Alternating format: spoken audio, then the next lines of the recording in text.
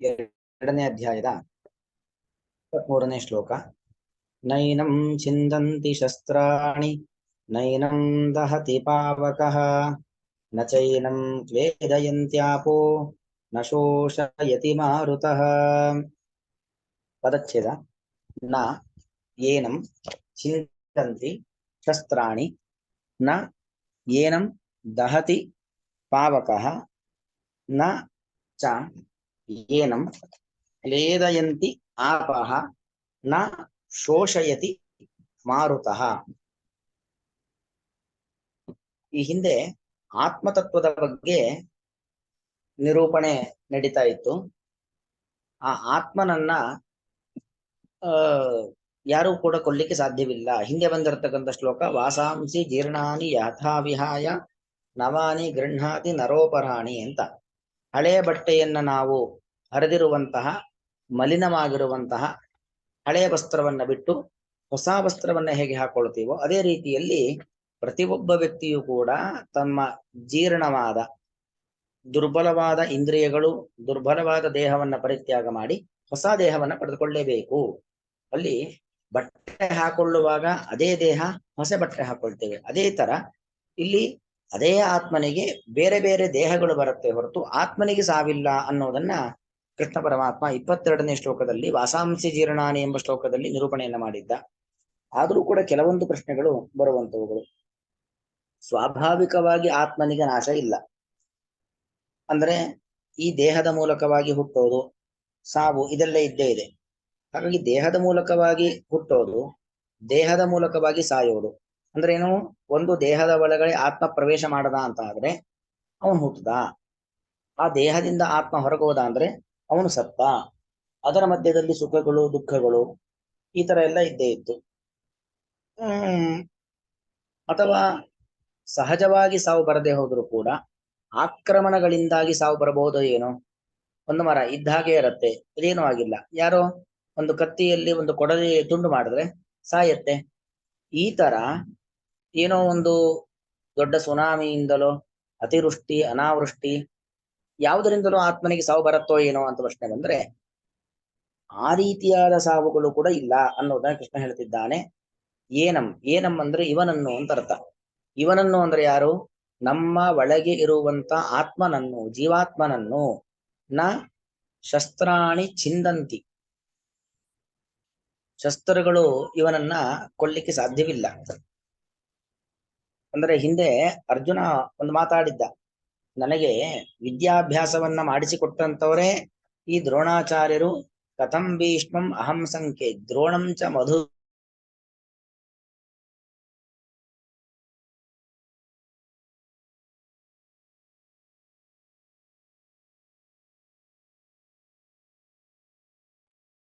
ಕೇಳಿಸ್ತಾ ಇಲ್ಲ ಆಚಾರ್ಯ.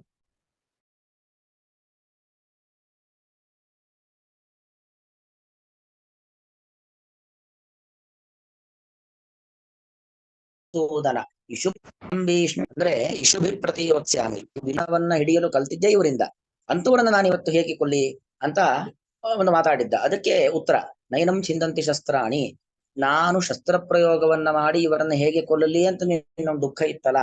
ಆದ್ರೆ ನೀನು ಕೊಲ್ಲುವಂಥದ್ದು, ನೀನು ನಾಶ ಮಾಡುವಂಥದ್ದು ಕೇವಲ ಆ ಒಂದು ದೇಹವನ್ನ ಹೊರತು ಆ ವ್ಯಕ್ತಿಯನ್ನಲ್ಲ. ಹಾಗಾಗಿ ಏನಂ ಶಸ್ತ್ರಾಣಿ ನ ಛಿಂದಂತಿ, ಶಸ್ತ್ರಗಳು ಈ ಜೀವಾತ್ಮನನ್ನ ಕೊಲ್ಲೋದಿಲ್ಲ.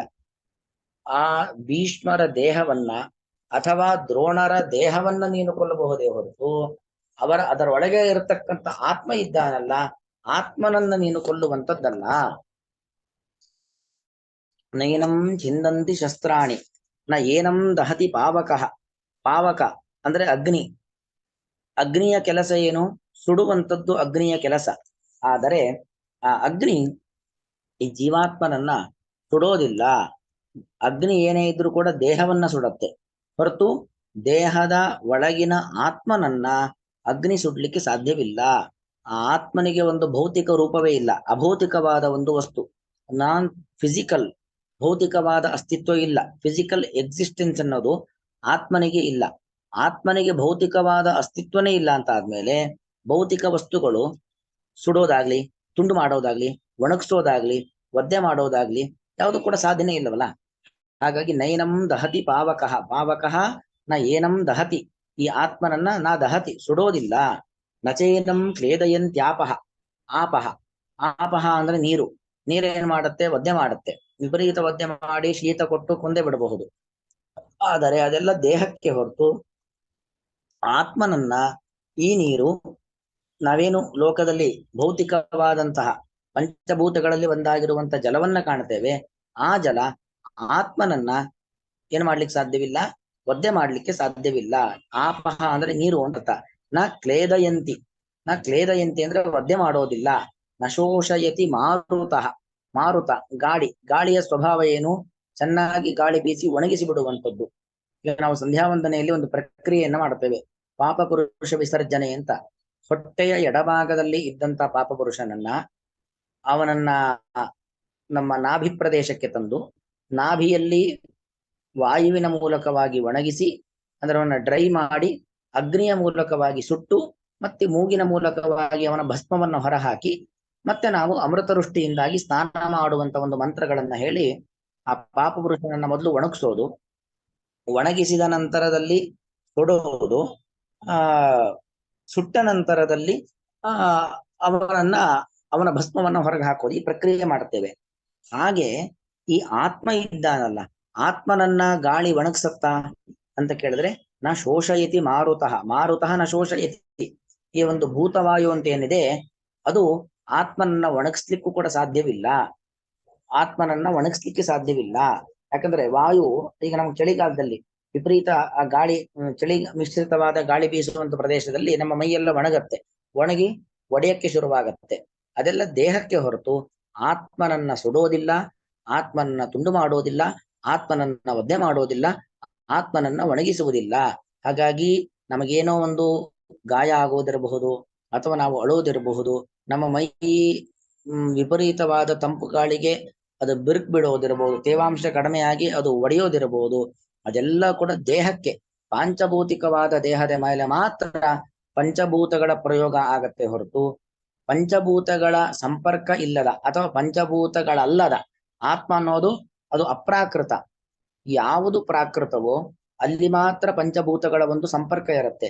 ಆತ್ಮ ಅಪ್ರಾಕೃತ, ಅಪ್ರಾಕೃತನಾದ ಆತ್ಮನಿಗೆ ಪಂಚಭೂತಗಳು ಅಂದ್ರೆ ಪ್ರಾಕೃತವಾದಂತ ಪ್ರಕೃತಿಯಲ್ಲಿ ಇರುವಂತ ಪಂಚಭೂತಗಳು, ಭೂಮಿ, ನೀರು, ಗಾಳಿ, ಬೆಂಕಿ, ಆಕಾಶ, ಇದ್ಯಾವುದೂ ಕೂಡ ಏನೂ ಮಾಡ್ಲಿಕ್ಕೆ ಆಗೋದಿಲ್ಲ ಅನ್ನೋ ಒಂದು ವಿಚಾರವನ್ನ ಕೃಷ್ಣ ಪರಮಾತ್ಮ ಹೇಳ್ತಿದ್ದಾನೆ. ಹಾಗಾಗಿ ನಮಗೇನೇ ಆದ್ರೂ ಕೂಡ ಅದು ದೇಹಕ್ಕೆ ಹೊರತು, ದೇಹ ಕಣ್ಣಿಗೆ ಕಾಣುವಂಥದ್ದು, ಕಣ್ಣಿಗೆ ಕಾಣುವ ದೇಹದಲ್ಲಿ ರಕ್ತ, ಸುಟ್ಟ ಗಾಯ, ತುಂಡಾದ ಗಾಯ ಇದೆಲ್ಲವೂ ಕೂಡ ಕಣ್ಣಿಗೆ ಕಾಣುವಂತ ದೇಹದಲ್ಲೇ ಹೊರತು ಕಣ್ಣಿಗೆ ಕಾಣದಂತ ಆತ್ಮನಲ್ಲಿ ಯಾವುದೂ ಕೂಡ ಇಲ್ಲ ಅನ್ನೋ ಒಂದು ವಿಚಾರವನ್ನ ಕೃಷ್ಣ ಪರಮಾತ್ಮ ಇಲ್ಲಿ ಸ್ಪಷ್ಟಪಡಿಸ್ತಾ ಇದ್ದಾನೆ. ಏನಂ ಅನ್ವಯ ಅರ್ಥ ಹೇಳ್ತಾ ಇದ್ದೇನೆ. ಏನಂ ಈ ಜೀವಾತ್ಮನನ್ನು, ಯಾಕಂದ್ರೆ ಉದಾಹರಣೆಗೆ ರುದ್ರದೇವರು ದಕ್ಷ ಪ್ರಜಾಪತಿಯ ಒಂದು ಯಾಗದ ಸಂದರ್ಭದಲ್ಲಿ ಅವನ ತಲೆಯನ್ನ ಕಡಿದ್ರು. ಯಾಕಂದ್ರೆ ತನ್ನ ಹೆಂಡತಿಯ ಪ್ರಾಣ ಹೋಗ್ಲಿಕ್ಕೆ ಕಾರಣನಾದ ದಕ್ಷ ಪ್ರಜಾಪತಿ ಸಿಟ್ಟಿನಿಂದ ಏನು ಮಾಡಿದ್ರು, ಒಂದು ದಕ್ಷನ ತಲೆಯನ್ನ ಕಡಿದ್ರು. ಅಲ್ಲಿ ಕೇವಲ ದಕ್ಷನ ತಲೆ ಹೋಯ್ತು ಹೊರತು ದಕ್ಷನ ಆತ್ಮನಾಶ ಆಗಿಲ್ಲ. ಹಾಗೆ ಆತ್ಮನಿಗೆ ನಾಶವಿಲ್ಲ. ಏನೇ ಇದ್ರೂ ಕೂಡ, ವಿಕಾರಗಳಿದ್ರೂ ಕೂಡ, ತೊಂದರೆಗಳಿದ್ರೂ ಕೂಡ ಅದೆಲ್ಲವೂ ಕೂಡ ದೇಹಕ್ಕೆ ಹೊರತು ಆತ್ಮನಿಗಲ್ಲ. ಏನಂ ಈ ಜೀವಾತ್ಮನನ್ನು ಶಸ್ತ್ರಾಣಿ ನ ಛಿಂದಂತಿ, ಶಸ್ತ್ರಗಳು ತುಂಡು ಮಾಡುವುದಿಲ್ಲ. ಏನಂ ಈ ಜೀವಾತ್ಮನನ್ನು ಪಾವಕಃ, ಪಾವಕ ಅಂತ ಹೇಳಿದ್ರೆ ಅಗ್ನಿ, ಪಾವಕಃ ನ ದಹತಿ ಸುಡುವುದಿಲ್ಲ. ಏನಂ ಈ ಜೀವಾತ್ಮನನ್ನು ಆಪಹ, ಆಪಹ ಅಂದ್ರೆ ನೀರು, ನ ಕ್ಲೇದಯಂತಿ ಒದ್ದೆ ಮಾಡುವುದಿಲ್ಲ. ಆಪಹ ನಚ ಕ್ಲೇದಯಂತಿ ಒದ್ದೆ ಮಾಡಲು ಸಾಧ್ಯವೇ ಇಲ್ಲ.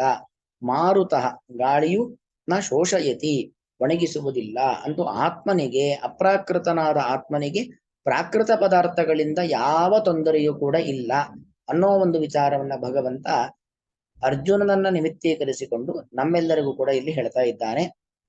ನೈನಂ ಛಿಂದಂತಿ ಶಸ್ತ್ರಾಣಿ ನೈನಂ ದಹತಿ ಪಾವಕಃ ನ ಚೈನಂ ಕ್ಲೇದಯಂತ್ಯಾಪೋ ನ ಶೋಷಯತಿ ಮಾರುತಃ. ಶ್ರೀಕೃಷ್ಣಾರ್ಪಣಮಸ್ತು.